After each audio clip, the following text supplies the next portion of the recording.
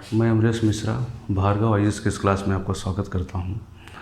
अभी हम ज्योग्राफी की क्लास देखेंगे और ज्योग्राफी में मैपिंग से हम लोग आरंभ कर रहे हैं। और इस मैपिंग की क्लास में सबसे पहले हम ऑस्ट्रेलिया के बारे में पढ़ेंगे। तो आइए देखते हैं ऑस्ट्रेलिया के मैप। तो जैसा कि मैप आपके सामने बनाया हुआ है, तो इस मैप के माध्यम से हम समझने का प्रयास करेंगे इसकी बेसिक जानकारी। तो ये ऑस्ट्रेलिया का मैप है। आपको पता है कि ऑस्ट्रेलिया जो है वो दक्षिणी ध्रुव में स्थित है। तो ये इसके प्रांत हैं, ठीक है ना। इस 6 प्रांतों में बटा हुआ है। ये है क्वींसलैंड इसे कहते हैं, और ये है नॉर्दर्न टेरिटरी, ये Western Australia, South Australia, New South Wales और विक्टोरिया। इतने स्टेट में ये डिवाइडेड है ऑस्ट्रेलिया। पहले हम देखते हैं ये पूरा ये देश है, ये ऑस्ट्रेलिया हो गया। और जब हम न्यूजीलैंड को साथ में ले लेते हैं तब जा कर के हो जाता है ऑस्ट्रेलेशिया। तो ऑस्ट्रेलेशिया का मतलब हो जाता है ये सब न्यूजीलैंड भी इसमें शामिल हो जाता है, ये ऑस्ट्रेलेशिया हो जाता है।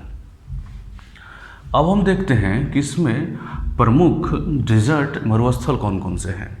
तो आप देखें ये है, ये मरुस्थल है, ये जो पॉइंट आउट किया हुआ है गोल, ये सब मरुस्थल है। ये महत्वपूर्ण मरुस्थल है यहाँ के। तो ये है तनामी मरुस्थल, तनामी डिजर्ट है ये, जो कि नॉर्दर्न टेरिटरी में स्थित है। ऑस्ट्रेलिया के नॉर्दर्न टेरिटरी में स्थित है। ऊपर में वो है तनामी डिजर्ट। उसके बाद है Great Sandy Desert, Great Sandy मरुस्थल स्थित है, और वो है वेस्टर्न ऑस्ट्रेलिया में। वेस्टर्न ऑस्ट्रेलिया का पार्ट, ये जो एरिया है वो ज़्यादातर मरुभूमि है, मरुस्थल का पार्ट है। और ये वाला एरिया है वो बहुत ज़्यादा उपजाऊ क्षेत्र है। ये मर्रे और डार्लिंग 2 नदियों का अपवाह क्षेत्र है। यहाँ पर कृषि के लिए बेहतर अवस्था है और गेहूं की खेती यहाँ अधिक मात्रा में की जाती है। तो ये ग्रेट सैंडी डिजर्ट है, और फिर है गिब्सन डिजर्ट है, और ये है डार्लिंग रेंज। डार्लिंग रेंज यहाँ पर है। यह है ग्रेट विक्टोरिया डिजर्ट, ये है ग्रेट विक्टोरिया डिजर्ट, और ये है सिम्पटन डिजर्ट है। तो हम 3 और 2 5 डिजर्ट देखे हैं। 5 मरुस्थल यहाँ के महत्वपूर्ण है।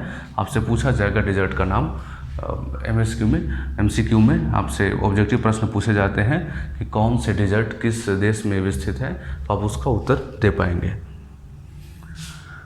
अब हम देखते हैं कि ये है ग्रेट डिवाइडेड रेंज है। ये वहाँ पर्वत श्रृंखला है, उत्तर से लेकर के दक्षिण तक। इसे कहते हैं ग्रेट डिवाइडिंग रेंज। इसके इस किनारे कुछ शहर है, और इधर आप देखेंगे कि मरे और डार्लिंग नदियों का यह अपवाह तंत्र है, क्षेत्र है।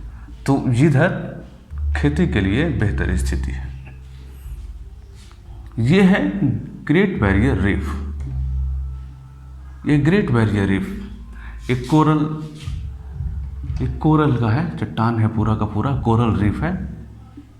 दुनिया का सबसे बड़ा कोरल रीफ का है, दुनिया का सबसे बड़ा। और ये जो क्षेत्र है पूरा कोरल, ये कोरल सी हो गया, ये पूरा क्षेत्र है। यहाँ दुनिया से सबसे अधिक जैव विविधता इसी क्षेत्र में मिलती है। सबसे ज़्यादा जैव विविधता इसी क्षेत्र में देखने को मिलती है। इससे भी इम्पोर्टेंट है ये पपुआ न्यू गिनी है। पपुआ न्यू गिनी एशिया का पार्ट है, और ये ऑस्ट्रेलिया का। तो एशिया और ऑस्ट्रेलिया के बीच में एक टॉरेंस जल संधि है, वो दोनों को अलग करता है, ठीक है ना। यह है कारपेंट्रिया की खाड़ी, और यह है अराफुरा सागर। तो एक तरफ अराफुरा सागर और इधर है कोरल सागर। तो अराफुरा सी और कोरल सी को बीच में जोड़ता है वो है टॉरेंस जल संधि। तो टॉरेंस स्ट्रेट क्या करता है, अराफुरा को कोरल से जोड़ता है और एशिया को ऑस्ट्रेलिया से अलग करता है। ये अराफुरा सागर जो हम देख रहे हैं, अराफुरा सागर सीप और मोती के लिए विख्यात यहाँ पाया जाता है, और तेल संसाधन भी प्रचुर मात्रा में यहाँ पाए जाते हैं। जबकि कोरल सी के बारे में हमने भी देखा कि कोरल सी जैव विविधता के मामले में काफ़ी रिच है, दुनिया के सबसे ज़्यादा जैव विविधता यहीं देखने को मिलती है। ये हमने देखा। अब हम देखते हैं, यह है बास जल संधि, बास स्ट्रेट, बास जल संधि, और ये है तस्मानिया। तो तस्मानिया को ऑस्ट्रेलिया से अलग करता है ये बास जल संधि। और इधर ये है इंडियन ओशियन, ये हिंद महासागर है, और ये है तस्मान सी, ये तस्मान सागर और ये हिंद महासागर। ये तस्मान सी और हिंद महासागर दोनों को जोड़ती है, वह है बास जल संधि, बास जल संधि। बास जल संधि से ऊपर है विक्टोरिया, ये विक्टोरिया है जो ऑस्ट्रेलिया के सबसे नीचे का, और जिसके बाद आपको तस्मानिया देखने को मिलेगा, इसे हम विक्टोरिया कहते हैं। ये विक्टोरिया ऑस्ट्रेलिया का ऊपरी पार्ट है। यहीं पे मेलबर्न है, एक महत्वपूर्ण शहर है। हम शहर के बारे में भी देखेंगे कि कैसे सिडनी है, कैनबरा है, मेलबर्न है, एडिलेड है, पर्थ है, उसकी क्या क्या विशेषताएँ हैं वो हम देखेंगे। पहले हम इसकी बेसिक जानकारी ये ले लेते हैं। ये न्यूजीलैंड है, ये न्यूजीलैंड, ठीक है। ये बास जल संधि हमने देखा जो कि ये तस्मानिया है और ऑस्ट्रेलिया को अलग करता है, और इधर हिंद महासागर है और ये तस्मान सागर है ये एरिया, ठीक है। और ये है क्वींसलैंड में Great Artesian Basin, Great Artesian Basin. इन क्षेत्रों में पाताल तोड़ कुआं मिलता है, जरा सा जो पड़ने से अंदर से पानी का फव्वारा निकलता है, वो इसी क्षेत्र में है। इसके बारे में भी हम देखेंगे। तो इसमें महत्वपूर्ण चीज़ हमने जो देखा है वो यह देखा है कि एशिया और ऑस्ट्रेलिया को अलग कौन कर रहा है, तो टॉरेस जल संधि है, टॉरेस जल संधि है, ये दोनों को जोड़ रहा है, और ये दोनों को अलग कर रहा है, और अराफुरा सागर और कोरल सागर को जोड़ रहा है, वो है टॉरेस जल संधि। और तस्मानिया और ऑस्ट्रेलिया को अलग कर रहा है बास जल संधि, ये देखना है हमें। ये आराफुरा सागर है, आराफुरा सागर की विशेषता है यहाँ पे शिप और मोती पाए जाते हैं और तेल भी पाए जाते हैं, ये हमने देखा। ये है ग्रेट ऑस्ट्रेलियन बाइट, ये क्षेत्र जो हम देख रहे हैं यहाँ पर एडिलेड है, ये ऊपर का है, और ये अंदर की ओर पानी यहाँ पे घुसा रहता है, और ऐसे ही आकृति को हम बाइट कहते हैं। तो इधर अंदर तक रहता है, ये बाइट है, तो ग्रेट ऑस्ट्रेलियन बाइट कहते हैं इस क्षेत्र को। तो यही हम देखेंगे कि यहाँ सिडनी है, और सिडनी से ये पर्थ तक रेलवे लाइन बिछा हुआ है, और इसे हम कहते हैं ट्रांस ऑस्ट्रेलियन उसे रेलवे लाइन हम कहते हैं, उसे देखेंगे। तो इसके बारे में हमने बेसिक जानकारी ये लिया। अब हम देखते हैं कि इसकी एक एक विशेषता इसकी क्या है, वो अब हम देखेंगे। अब हम इसके प्रमुख शहरों की विशेषता देख लेते हैं।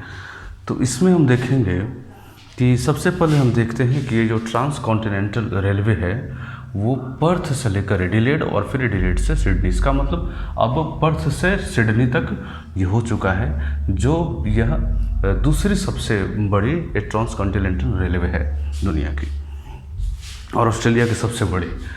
तो इसके बारे में हम देखे हैं कि सबसे पहले अगर हम शहर की बात करें, अगर ऊपर से नीचे की ओर आते हैं तो ये हमें मिलेगा, यह यहाँ पर ग्रेडस्टोन है, और फिर यहाँ ब्रिस्बेन है। ब्रिस्बेन गेहूं की सबसे बड़ी मंडी है ऑस्ट्रेलिया की। मैंने आपको पहले भी बताया था कि ये मर्रे और डार्लिंग नदियाँ हैं दो, जो इस क्षेत्र में बहती हैं, और ये क्षेत्र खेती के लिए बहुत ही उपयुक्त माना जाता है, और यहाँ गेहूं की खेती खूब होती है, और यहाँ टेक्नोलॉजी का बेहतर विकास भी हुआ है, इसलिए किसानों के लिए और भी सुविधा होती है।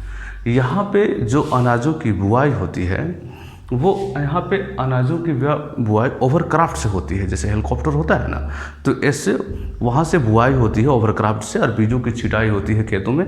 इतने एक एक किसान के अधिक मात्रा में खेत होते हैं, तो वहाँ पर हाथ से छिटाई होना संभव नहीं है, तो ओवरक्राफ्ट से वहाँ पर छिटाई की जाती है, और उसके बाद सभी मशीन से कटाई होती है, और रेल तक और खेतों तक रेल रोड पहुँचा हुआ है, ताकि वहाँ पर उनको कटाई करके और उनको प्रोसेस करके पूरा मिल में वहीं पे और वो लाया जाता है ट्रेन के द्वारा और सिडनी मंडी में लेकर चले आते हैं। और सिडनी बहुत बड़ी मंडी है गेहूं की। तो इस तरह से यहाँ पे अगर किसानों की स्थिति देखी जाए तो बहुत बेहतर है और ये क्षेत्र गेहूं की खेती के लिए उपयुक्त है। टेक्नोलॉजी का भी बेहतर यहाँ विकास है।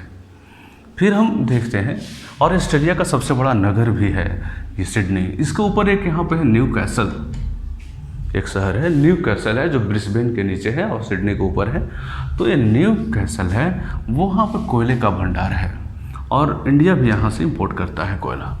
तो कोयले का बहुत बड़ा भंडार है न्यू कैसल में। फिर हम देखते हैं सिडनी। सिडनी के बारे में हमने देखा है ऑस्ट्रेलिया का सबसे बड़ा नगर है। गेहूं की मंडी ब्रिस्बेन में है, गेहूं की मंडी ब्रिस्बेन में है और सिडनी है ऑस्ट्रेलिया का सबसे बड़ा नगर। फिर हम देखते हैं कैनबेरा। कैनबेरा वहाँ की प्रशासनिक राजधानी है, ऑस्ट्रेलिया की प्रशासनिक राजधानी है कैनबेरा। और इसके बारे में एक इम्पोर्टेंट यह है कि ये ग्रिड सिस्टम पर आधारित था।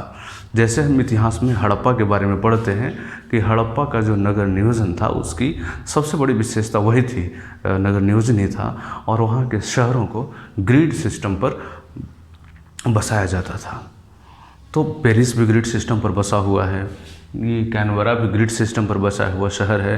इवन इस्लामाबाद भी ग्रिड सिस्टम पर बसा हुआ शहर है।